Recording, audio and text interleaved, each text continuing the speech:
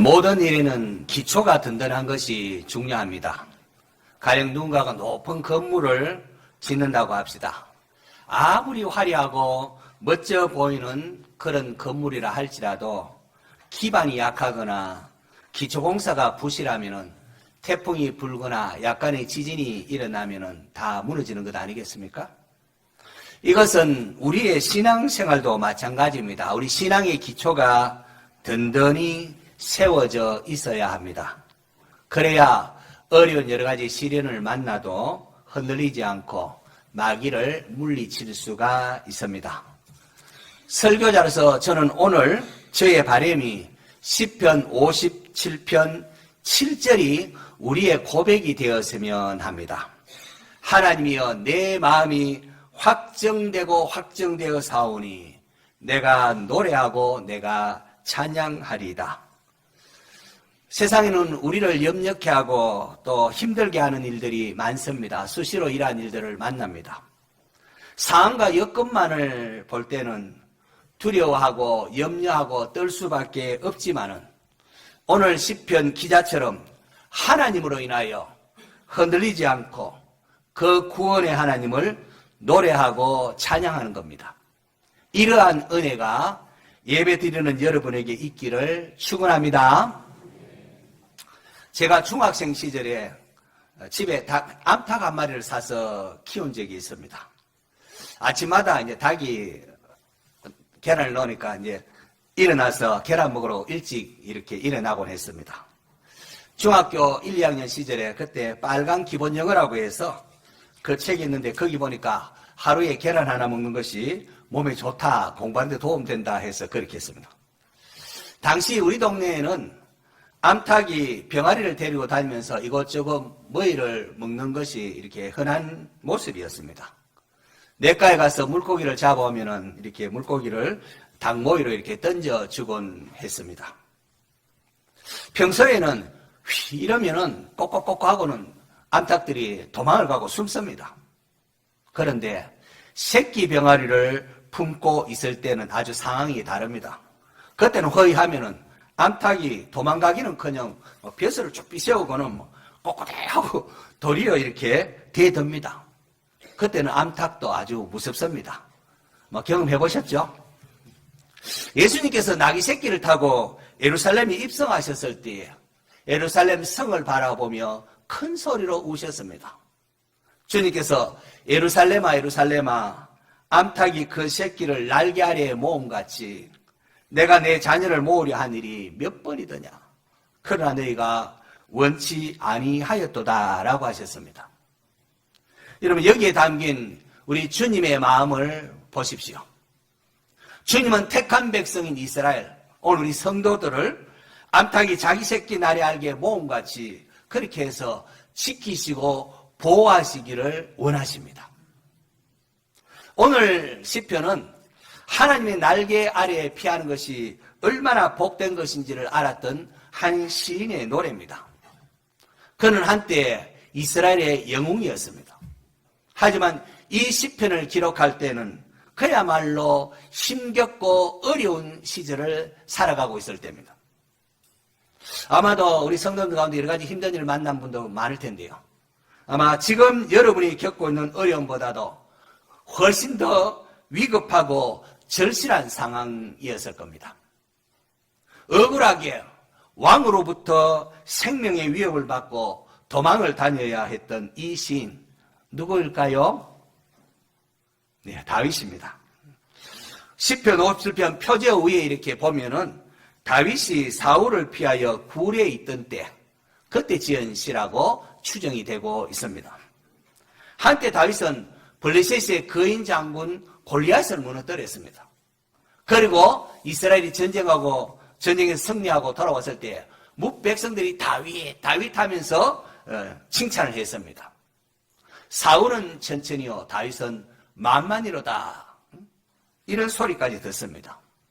그때 다윗이 세운 혁혁한 정과 그걸 찬양하는 뭇백성들의 칭찬과 소리가 끊이지 않았습니다. 그러나 지금은 그렇지 않습니다.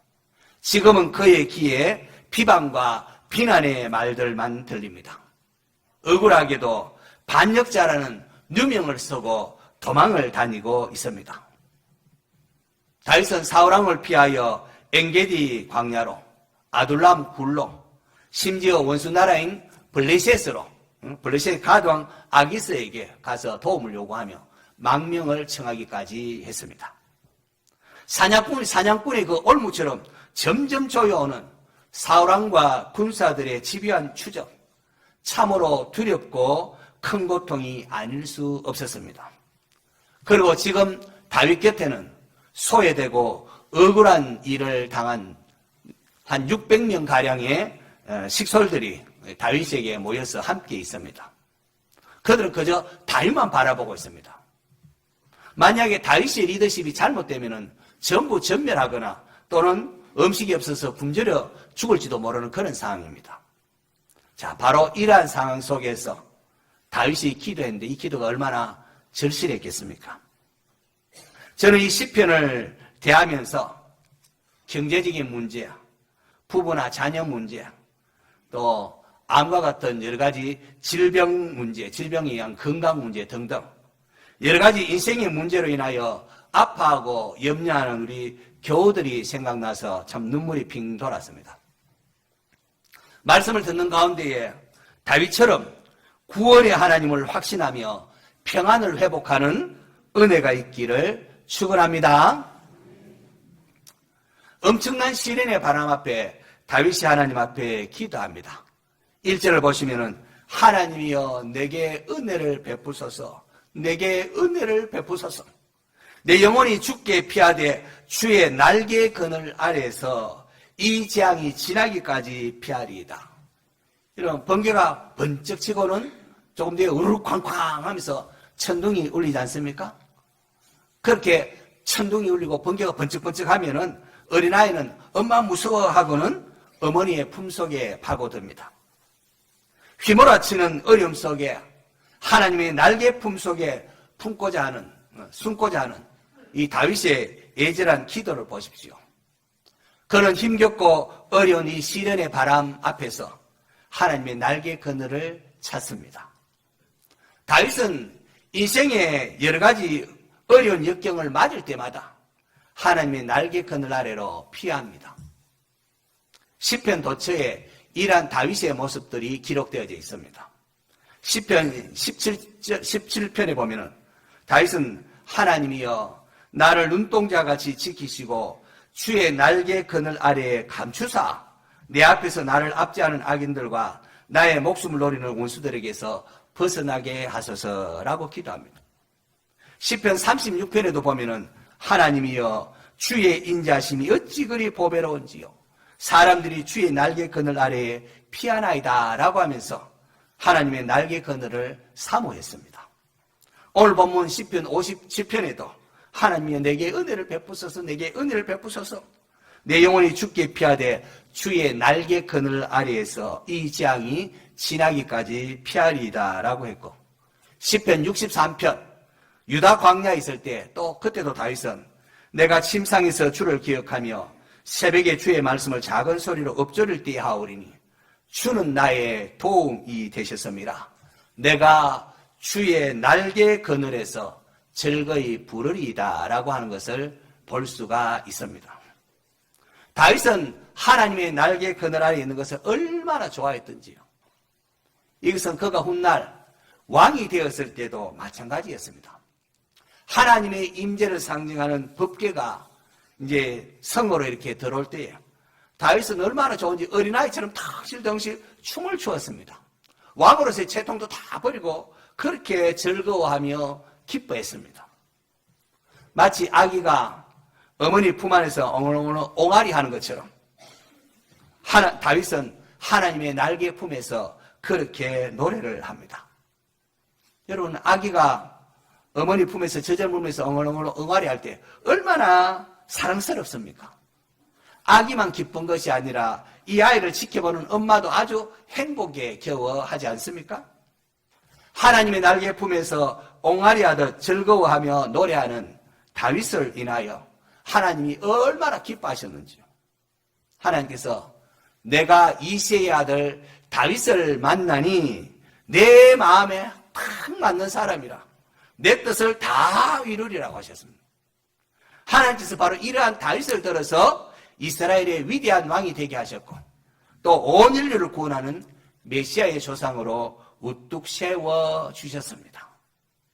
자, 그렇다면 다윗은 왜 이토록 주님의 날개 그늘을 좋아했고 또 위급한 일을 만날 때마다 주의 날개 그늘 아래로 피하였을까요?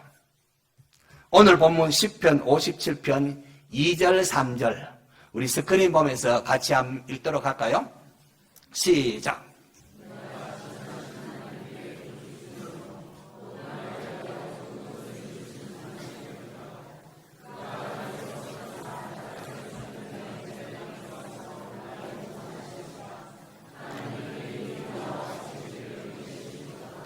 아멘. 여기 보면은 다윗이 하나님을 어떻게 신뢰하고 있고 하나님을 어떻게 알고 있는가가 나와 있습니다.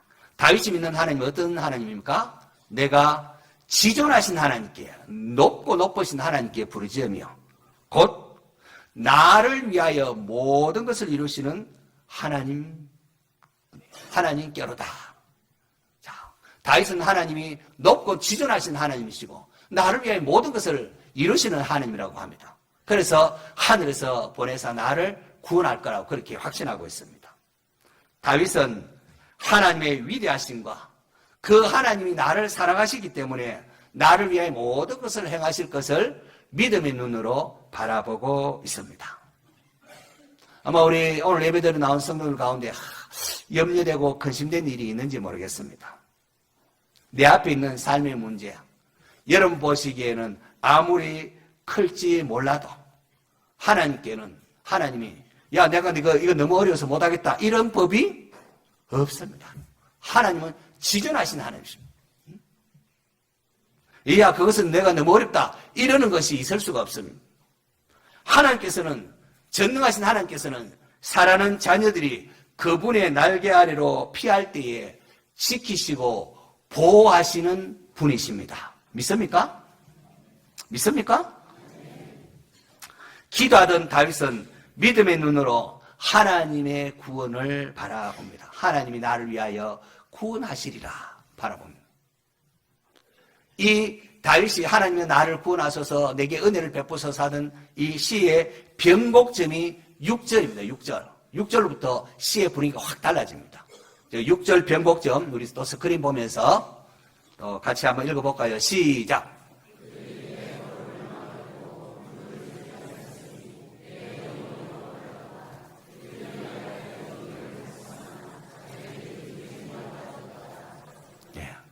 그들이 내 걸음을 막으려고 거물을 준비하였으니 내 영혼이 억울하도다.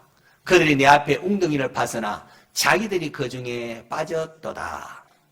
다윗은 앞서 내가 지금 사자들과 함께 있는 것 같다 하면서 그렇게 자기의 상을 말하고 있는데 오늘 6절에 보니까 그들이 내 걸음만 거물을 준비하였으나 내 영혼이 억울하도다 하고는 그들이 내 앞에 웅덩이를 파서나 누가 빠졌어요? 자기들이 그 중에 빠졌도다라고 합니다. 다윗이 엔게디 황무지에 숨어 있었습니다. 그 굴속에 숨어 있었습니다. 다윗이 엔게디 황무지에 있다는 소식이 사울의 귀에 들리니까 사울왕이 3,000명의 군사들을 거느리고 엔게디 황무지를 완전히 포위합니다. 그렇게 해서 죽게 들어옵니다. 숨어있는 다윗 일행의 목숨은 그야말로 경각에 달렸습니다. 도주행님 그물로 완전히 둘러싸여 있으니까 피할 방법이 없었습니다. 그런데 어떤 일이 발생합니까? 사울왕이 추격하다가 용변을 보러 왔든지 아니면 피곤해서 잠시 낮잠을 자러 왔는지 어떤 굴로 들어가는데 혼자 다윗왕이 혼자 사울왕이 어떤 굴로 들어간대요. 그 굴 깊은 곳에서는 다윗과 그 일행들이 사울왕을 지켜보며 숨어 있었습니다. 사울왕을 죽일 수 있는 절호의 기회가 찾아온 겁니다. 다윗을 죽이려고 했던 사울이 도리어 죽을 위험에 빠진 겁니다. 그때 다윗이 어떻게 했습니까? 함께 있던 일행들이 사울왕을 이때다 하고 사울왕을 죽이려고 할 때에 다윗은 하나님의 기름 부음 받은 자를 죽이는 것을 하나님께서 금하실 것이라고 하면서 사울의 가문에 가서 사울의 겉옷자락만 살짝 이렇게 베었습니다. 그리고는 그것조차도 마음에 아픔이 있었습니다. 이 일 후에 다윗은 하나님의 구원을 확신하면서 이렇게 노래합니다. 7절에 보니까 하나님이여 내 마음이 확정되어 사오니 내가 노래하고 내가 찬송하리로다. 내 영광아 깰지어다. 비파야 수고마 깰지어다. 내가 새벽을 깨우리로다. 다윗은 이제 더 이상 하나님의 사랑을 의심하지 않겠다라고 합니다.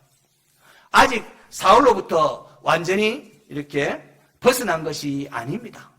그럼에도 불구하고 그 사건을 통하여 다윗은 하나님이 나와 함께하는구나 확신하게 됐고 더 이상 두려워하지 않겠다. 하나님 사랑을 확신하겠다고 합니다. 지존하신 하나님, 그분께서 나를 위하여 모든 것을 행하시는 분이심을 다윗이 확신하면서 벅찬 가슴으로 새벽을 깨우리로다 그렇게 노래합니다. 하나님, 내 마음이 확정되었습니다. 죽으면 죽으리라 담대함으로 하나님을 바라보며 새벽을 깨우겠습니다. 더 이상 염려와 근심에 내 마음을 빼앗기지 않겠습니다. 이렇게 고백을 합니다. 저는 오늘 예배 참석한 우리 성도들에게 바로 다윗의 이러한 고백이 저와 여러분의 고백이 될 수 있기를 간절히 축원합니다. 우리 함께 이제 찬양하겠는데요. 찬양이 조금 어려운 찬양입니다. 모든 상황 속에서라는 찬양을 같이 하겠습니다.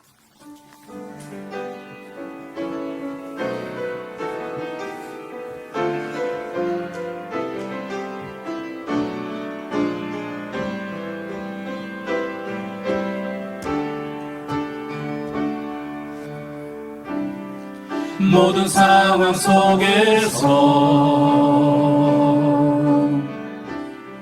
주를 찬양할지라. 주는 너의 큰 상급 큰 도움이시라. 주의 얼굴 구할 때 주의 영을 부으사 크신 사랑 안에서 주를 보게 하소서.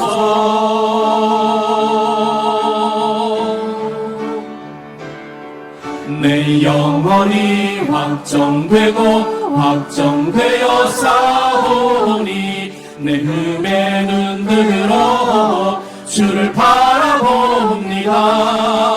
내 영혼이 확정되어 싸우니 믿음에 눈 들어 주를 바라봅니다. 내 영혼이 확정되어 싸우니 믿음에 눈 들어 주를 바라봅니다. 내 영혼이 확정되어 싸우니 믿음에 눈 들어 주를 바라봅니다. 우리 두 손 들고 내 영혼이 모든 상황 속에서 주를 찬양할지라. 주는 너의 큰 상급 큰 도움이시라. 주의 얼굴 구할 때 주의 영을 부으사 크신 사랑 안에서 주를 보게 하소서.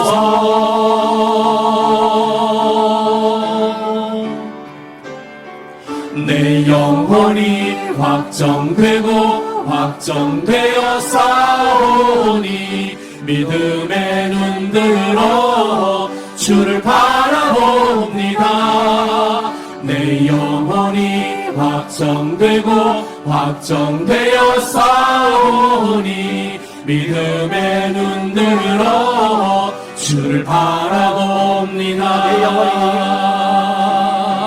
내 영혼이 확정되고 확정되어 싸우니 믿음의 눈 들어 주를 바라봅니다.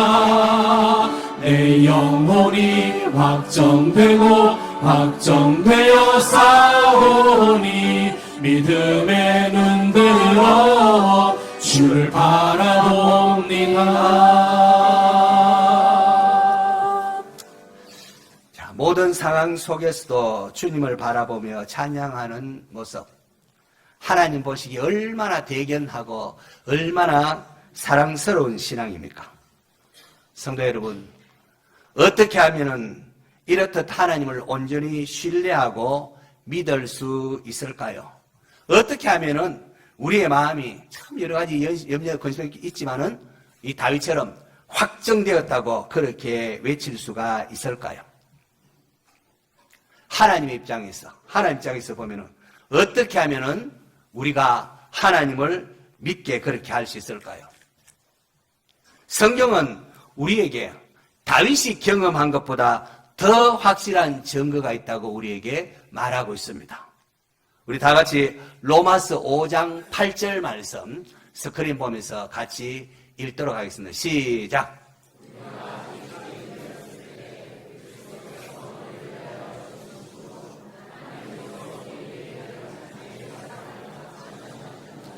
로마서 5장 8절 말씀. 요건 요절로 암송하면 좋겠어. 한번 더 시작. 우리가 아직 죄인 되었을 때에 그리스도께서 우리를 위하여 죽으심으로 하나님께서 우리에 대한 자기의 사랑을 확정하셨느니라. 로마서 5장 8절 말씀. 우리가 아직 죄인 되었을 때, 원수가 되고 하나님 거역하고 있었을 때 그리스도께서, 하나님의 아들 그리스도께서 우리를 위하여 죽으심으로 하나님께서 우리에 대한 자기의 사랑을 확정하셨느니라. 이보다 더 확실한 증거가 있겠습니까? 하나님께서 자기의 독생자를 내어주셨습니다. 그렇다면 우리가 하나님의 사랑을 믿어야 하지 않겠습니까?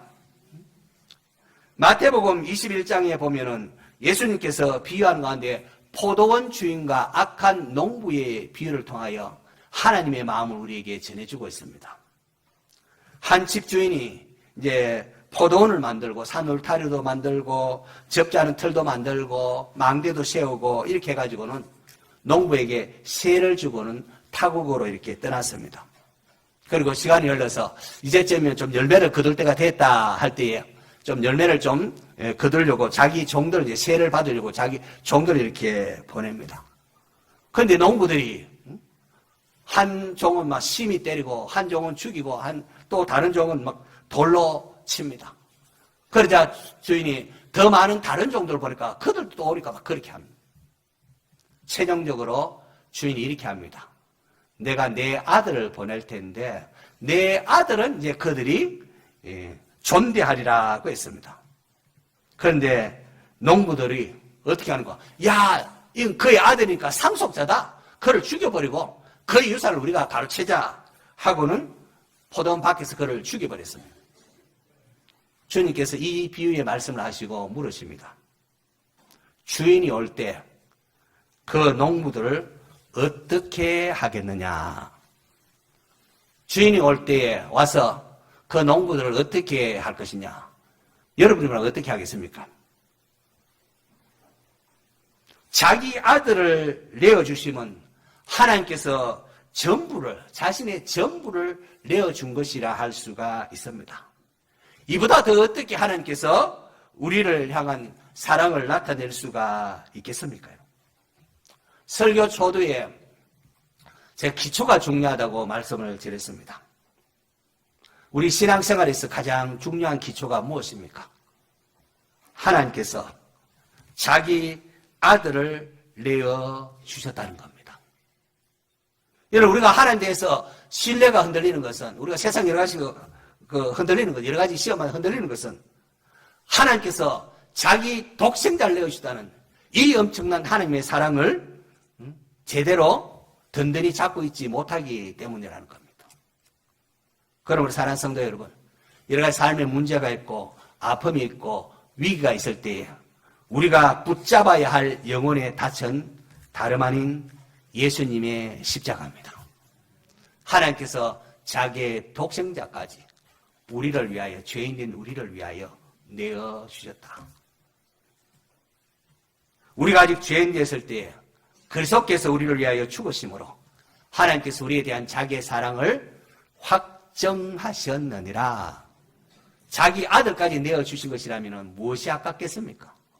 우리에게 주어진 모든 것들, 거기에는 우리를 향한 하나님의 뜻이 담겨져 있는 것 아니겠습니까? 독생자를 우리를 위하여 내어주신 하나님이시기 때문에 우리가 그 어떤 상황 속에 있다 할지라도 우리를 사랑하시는 하나님의 사랑을 의심치 않는 그런 성도가 될 수 있기를 바랍니다. 시편에 그렇다 많은 믿음의 선조들 다 그랬습니다. 그들도 다 여러 가지 역경과 어려움 속에 있었지만은 복주마 약속하신 하나님을 신뢰했고 그 하나님 약속을 믿었기 때문에 감사와 찬송으로 그렇게 하나님께 나아가는 모습을 우리에게 보여주고 있습니다. 우리도 믿음의 선조들 남의 이야기가 아니라 오늘 우리도 모든 상황 속에서 우리를 향한 하나님의 사랑을 의심치 않는 자가 되시기를 바랍니다. 그래서 확정된 믿음의 기초 위에 감사와 찬송함으로 내가 새벽을 깨우리다. 이래서는 성도가 되시기를 축원합니다. 마지막으로 다윗의 소원이 무엇인지에 대하여 잠시 살펴보려고 합니다. 학창시절에 우리가 시를 공부하면 여기 1연, 2연 이렇게 연을 나누어 분석하지 않습니까? 시편 57편은 두 연으로 이렇게 나누어지는 것을 볼 수 있습니다. 1연은 1절에서 5절, 2연은 6절에서 11절 이렇게 자연스럽게 나눌 수가 있습니다. 시를 쓰는 사람이 자신의 가장 중요한 강조점을 보통 반복해서 후렴으로 많이 이렇게 기록하고 있는데요. 시편 57편에 시인이 강조하고 있는 후렴이 무엇입니까? 후렴이 5절에 나옵니다. 5절. 5절 같이 한번 볼까요? 같이 스크린에서 같이 쓰는 시작.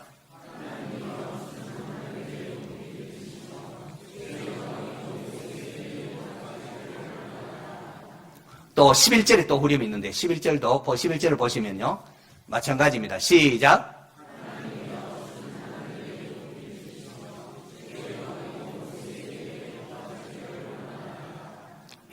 우리가 찬송가를 보거나 시를 읽을 때에 시인의 강조점 후렴이 있어요. 후렴이 제일 많이 강조되고 반복해서 이렇게 말하고 있습니다. 하나님이여 주는 하늘 위에 높이 들리시며 주의 영광은 온 세계 위에 높아지기를 원하나이다.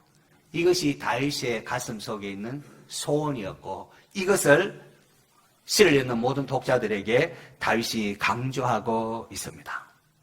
하나님의 영광이 높이 들리기를 원합니다. 성도 여러분, 하나님이 창조주시고 우리는 피조물입니다. 하나님이 주인이시고 우리는 종입니다. 우리가 가지고 있는 모든 것의 주인은 하나님이십니다. 아담의 범죄 이후에 모든 인류에게는 원죄에 따른 죄성이 있습니다. 그 죄성이 뭐겠습니까? 하나님의 주인됨을 인정하지 않고 내가 주인 행세하겠다는 겁니다. 하나님이 아닌 피조물인 내가 중심이 되고 내가 높임을 받고 내가 인정받아야 되겠다는 게 뿌리 깊은 인간의 죄성입니다. 하나님 나라는 하나님이 다스리는 하나님이 통치하는 곳이 하나님 나라입니다. 내가 주님하고 내가 주 앞에 엎드릴 때 그게 하나님 나라가 임합니다. 하나님이 왕이요 주인 되게 하는 것. 여러분 우리 안에 우리 같이 신앙생활하면서 왜 우리 안에 다툼이 있고 시기 질투가 있습니까? 그것은 하나님이 아니라 내가 높아지고 내가 인정받고자 하는 마음 때문입니다. 먼저 하나님 나라를 구하십시오. 그러면 모든 게 제자리를 찾아갑니다. 예수님께서 말씀은 너희는 먼저 그의 나라와 그의 의를 구하라. 그리하면 이 모든 것을 너희에게 다 하시리라.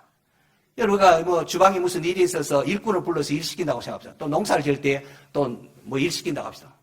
그냥 시킵니까? 이렇게 다 줘가면서 삭설 주고 시키지 않습니까?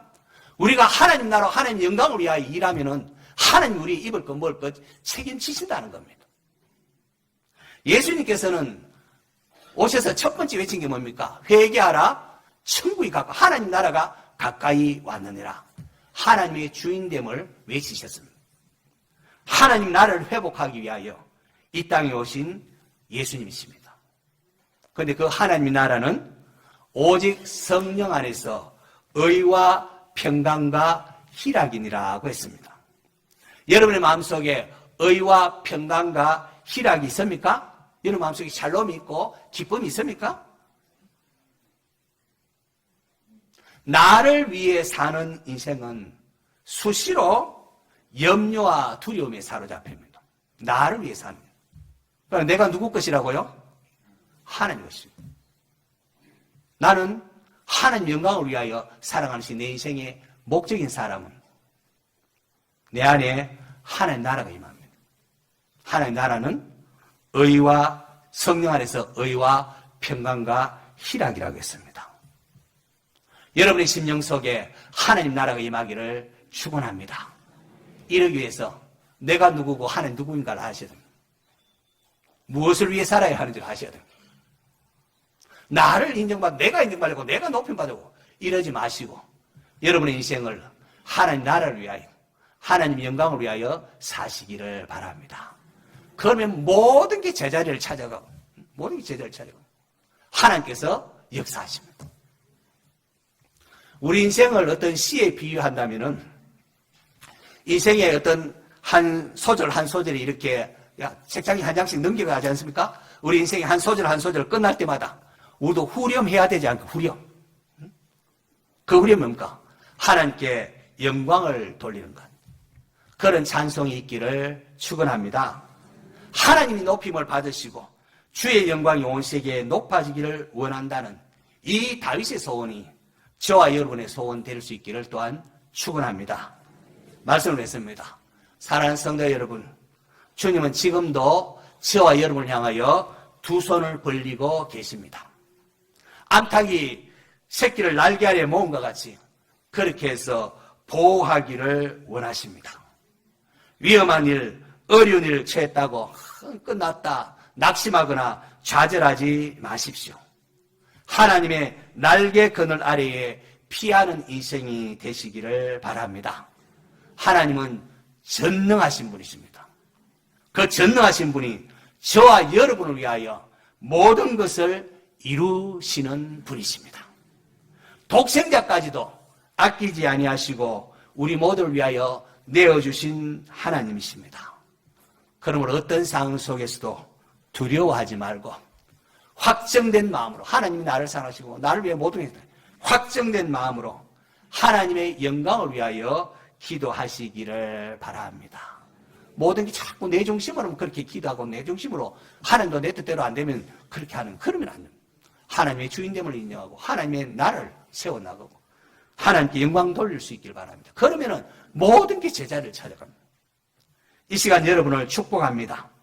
전능하신 하나님께서 여호와의 날개 아래 보호를 받고자 이렇게 나온 여러분에게 온전한 상 주시기를 축원합니다.